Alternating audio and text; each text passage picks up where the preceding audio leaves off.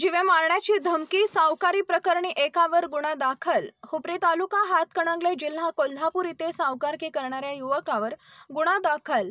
मिळालेली माहिती अशी की रोहित विष्णू बागडी राहणार कारदगा यांनी हुपरी येथील सचिन मल्लप्पा बेळगुंड इंग्रोळे कॉर्नर मोरनी साडी सेंटर शेजारी हुपरी यांच्याकडून 60,000 रुपये 10% व्याजाने घेतले होते व त्यांनी त्यांची व्याजासहित परतफेड करून देखील सचिन आणि रोहित यांच्या घरी जाऊन पैसे मागून शिवीगाळ करत जीवे मारण्याची धमकी दिली। त्यामुळे रोहित यांनी हुपरी पोलीस स्टेशनमध्ये सचिन यांच्या विरोधात फिर्याद दिली आहे।